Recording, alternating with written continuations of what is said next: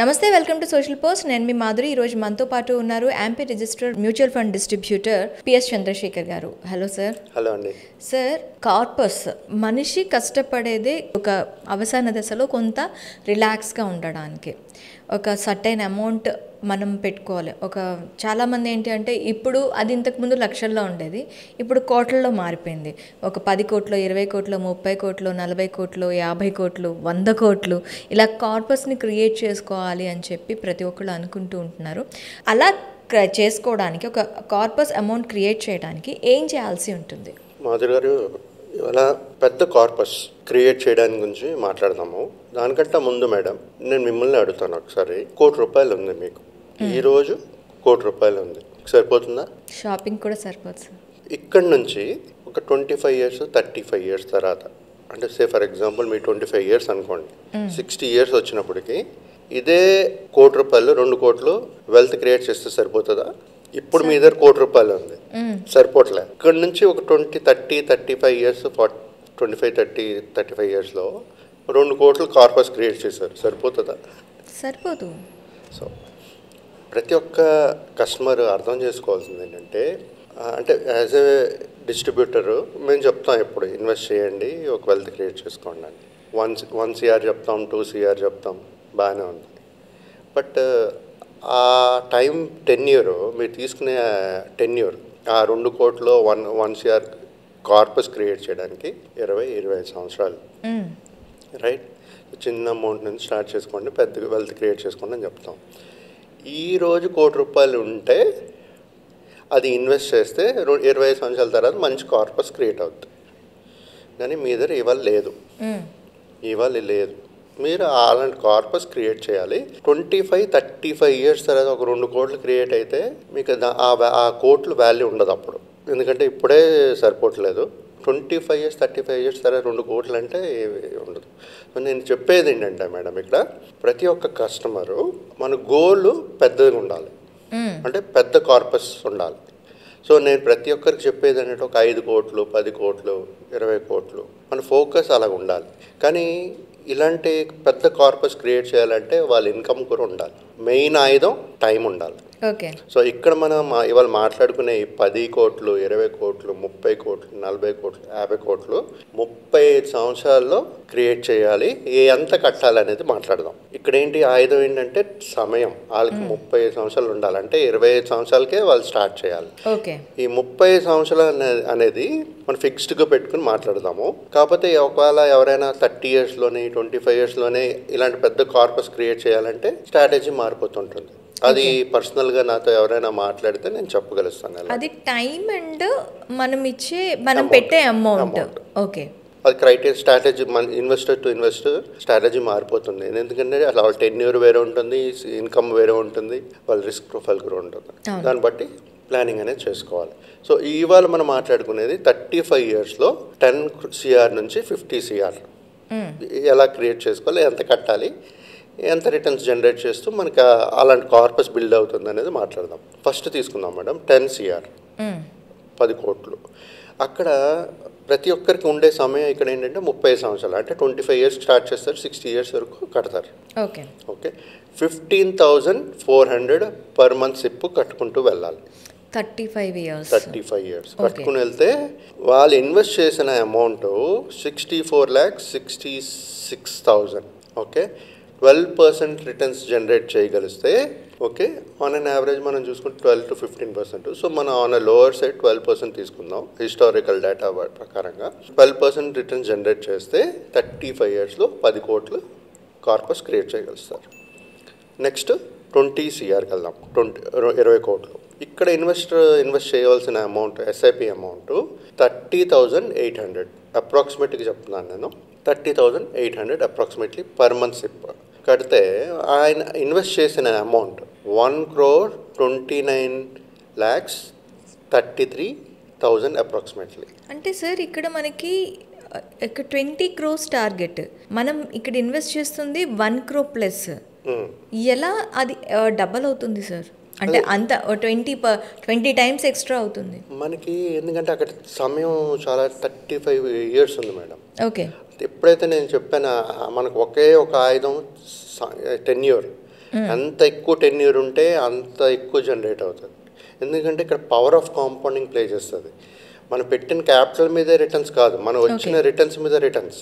Power of compounding magic అదే ఇక్కడ. So 20 CR గురించి మాట్లాడాము. 30,800 అప్రాక్సిమేట్లీ సిప్ అమౌంట్, రైట్. అది ఇప్పుడు మనం 30 CRకి వెళ్దాం. 30 CRకి వెళ్ళేటప్పుడు SIP amount 46,200 approximately per month SIP. ఇక్కడ మనం పెట్టిన పెట్టుబడి ఏంటంటే 1,94 lakhs invested amount at 12% returns, 35 years tenure. వాళ్ళు చూసేది 30 CR కనబడుతుంది, వెల్త్ క్రియేట్ అవుతుంది. 40 crores. ఇక్కడ మన చేయవలసిన SIP amount 61,600 per month SIP. మనం పెట్టిన పెట్టుబడి 2,59,00,000 అప్రాక్సిమేట్గా. 12% రిటర్న్స్, మళ్ళీ 35 years tenure, 40 crores corpus create అవుతుంది, వెల్త్ క్రియేట్ అవుతుంది. నెక్స్ట్ 50 crores, 76,000 లేకపోతే 77,000 అప్రాక్సిమేట్లీ పర్ మంత్ సిప్ కడుతూ ఉంటాం. 3,23 lakhs అప్రాక్సిమేట్గా invested amount, 12% returns, 35 years tenure. Okay, చూడండి ఇక్కడ ఏంటంటే మేడం 10 CRకి 15,400, 20 CRకి 30,800 సిప్ అమౌంట్ మాట్లాడుతున్నాను. 30 CRకి 46,200, 40 CRకి 61,600, 50 CRకి 76 or 77 అప్రాక్సిమేట్లీ. సో ప్రతి ఒక్కరూ ఎంత కట్టలేరు అన్లెస్ అంటే they are earning well. First చూసుకుంటే 10 CR 20 CR వరకు ప్రతి ఒక్కరూ ఎఫర్ట్ చేయగలరు, కట్టగలుగుతారు. I'm talking about middle class. Low class అయితే మళ్ళీ అంత కట్టలేకపోతారు. వాళ్ళు దీన్ని బట్టి వాళ్ళు ప్లానింగ్ అనేది చేసుకోవాలి. ప్రతి ఒక్క కస్టమర్ టు కస్టమర్ స్ట్రాటజీ మారిపోతుంది. ఎందుకంటే వాళ్ళ టెన్యూర్స్ వేరే ఉంటుంది, వాళ్ళ రిస్క్ ప్రొఫైల్ వేరేగా ఉంటుంది, వాళ్ళ ఇన్కమ్ వేరేగా ఉంటుంది. వాళ్ళ ఇన్కమ్ బట్టి వాళ్ళు ఎంత ప్లాన్ చేయగలరు, ఇది ప్రతి ఒక్కరికి సూటబుల్ కాదు మేడం. కాకపోతే ఇప్పుడు ఇదే బాగా సంపాదిస్తున్నారు కానీ ఇన్వెస్ట్మెంట్స్ చేయట్లేదు వాళ్ళు. అలాంటి వాళ్ళు ఇలాంటి గోల్ సెట్ చేసుకుని ఒక ఇన్వెస్ట్మెంట్స్ అనేది చేసుకుంటూ వెళ్తే 35 years కాదు, బిలో 35 years అంటే 55 years వచ్చినప్పటికీ వాళ్ళు అంటే టైం ఇక్కడ టెన్యూర్ ఏంటంటే 30 years తీసుకుంటే 55 yearsకి వాళ్ళు ఇలాంటి కార్పస్ అనేది వెల్త్ అనేది క్రియేట్ చేయగలుగుతారు. ప్రొవైడెడ్ ఒక ప్రాపర్ ప్లానింగ్ ఉండాలి, ఇన్వెస్ట్మెంట్ డిసిప్లిన్ ఉండాలి. మధ్యన ఆపేసి ఫియర్ వల్ల గ్రీడ్ వల్ల ఇంకోని చూస్తూ ఇంకా వాళ్ళకి ఎక్కువ వచ్చిందని చెప్పి మార్చడాలు ఇవన్నీ చేయకుండా డిసిప్లిన్డ్ వే ఆఫ్ అప్రోచ్ మనకి 12 to 15% ఏదైతే రిటర్న్స్ జనరేట్ చేస్తుంది అనుకుంటున్నామో అలాంటి రిటర్న్ జనరేట్ చేస్తున్నప్పుడు మనం డైవర్ట్ అయ్యి ఆపడాలు తీయడాలు చేయకూడదు. సార్ ఇక్కడ ఇంకొక డౌట్ సార్, ఇప్పుడు మనం మ్యూచువల్ ఫండ్స్లో ఇన్వెస్ట్మెంట్ పెడతాము, రిటర్న్స్ ఎక్స్పెక్ట్ చేసే ఎవ్రీవన్ పెడుతూ ఉంటారు. ఇక్కడ ఒకవేళ మనకి ఇప్పుడు సంక్షోభం చూస్తున్నాం, మన 24-25లో 24 ఎండింగ్లో చూసుకున్నట్లయితే every stock will fall down. Mutual funds acts like A stocks అవి కూడా స్టాక్స్లోనే చేస్తాయి. కాకపోతే ఇక్కడ మ్యూచువల్ ఫండ్స్లో మీరు ఈ లాంగ్ పీరియడ్లో 35 yearsలో మీరు ఈ ఫండ్స్ని అలానే పెట్టడం వల్ల ఏమైనా ఒడిదుడుకులు వచ్చేటప్పుడు మన కార్పస్ మీద ఏమైనా ఎఫెక్ట్ పడే అవకాశాలు ఉంటాయి? మంచి క్వశ్చన్ మాధురి గారు. ఇప్పుడు గుర్తుపెట్టుకోండి మేడం, స్టాక్స్ కొనేటప్పుడు మనం రికమెండేషన్స్ తీసుకుని కొంటుంటాం, కరెక్ట్. మ్యూచువల్ ఫండ్స్ ఏంటి, ఒక ప్లాన్లో నంబర్ ఆఫ్ స్టాక్స్ అనేది ఉంటుంది. అవును, అది ఎవరు మేనేజ్ చేస్తారో ఫండ్ మేనేజర్ మేనేజ్ చేసేటప్పుడు రెగ్యులర్ ఇది ప్యాసివ్ ఫండ్స్ కాదు, యాక్టివ్ ఫండ్స్.